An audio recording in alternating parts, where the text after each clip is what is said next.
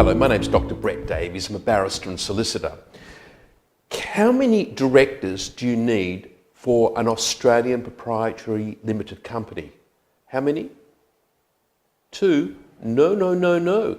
The laws changed many years ago to reduce the minimum number from 2 directors down to 1. So now you can have a proprietary limited company with only 1 director.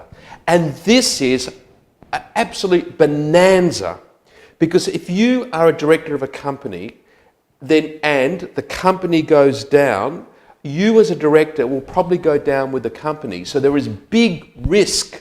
There's big trouble if you're a director of a company, and I would not want to be a director of a company if I could get away with it. Now sure, with self-managed super funds, all the members have to be directors. That's fine. Directors have to be members for self-managed super funds. They're low-risk vehicles. So put that aside for a minute. We're not talking about self-managed super funds. We're talking about the usual proprietary limited company that operates a business. It could be producing cement for the curbs on the side of a road. That is high risk. You should not, if you're the boy doing it, you're the dad, you're the husband, don't put your wife and children on as co-directors. There's no reason to do so. It's high risk. There are 2 types of people that are directors of a company.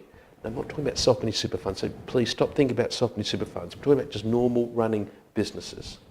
There are 2 types of people that are directors of companies. Silly people and people with no assets. Now, you've got to work out which one you are.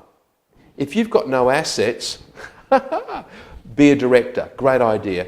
You hold all the risk, and maybe your wife holds all the good assets. Maybe the family home's in your wife's name, the shares, the cash, everything's in your wife's name, and you're the man of straw, she's the woman of substance.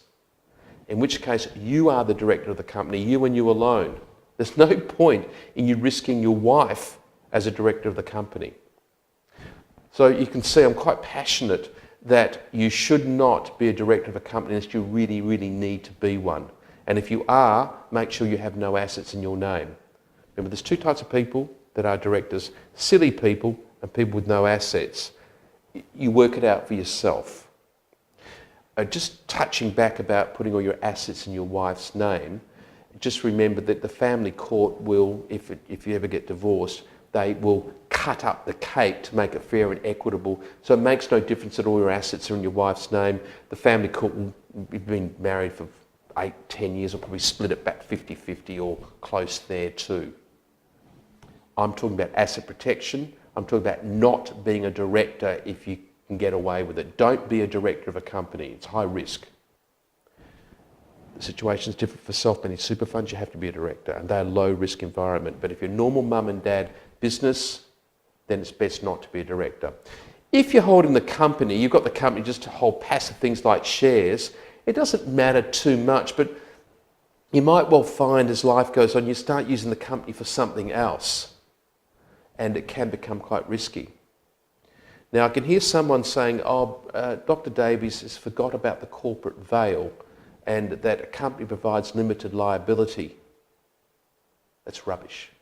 That's stuff you're taught at school. It's not true. There's no limited liability in a company. It's gone. Absolutely gone. Speak to your accountant about this.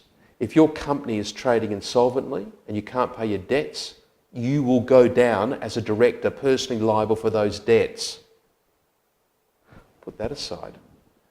If you owe the Australian Taxation Office PAYG or some superannuation guarantee, you owe them some different types of taxes, and the company doesn't pay, even though the company's viable and what have you, the Australian Taxation Office can serve a statutory demand upon you, the director, and bankrupt you to get the tax back and still leave the company sitting there. So please don't ever listen to anyone that says about a corporate veil. It's been pierced. It's been pierced many years ago. It is high risk to be a director of a company. Now, if you need some more legal advice, we're a law firm, and as you build the document, just telephone us. We can help you answer the questions. We're a law firm, and that's the advantage you've got in dealing directly with us in the building of this proprietary limited company.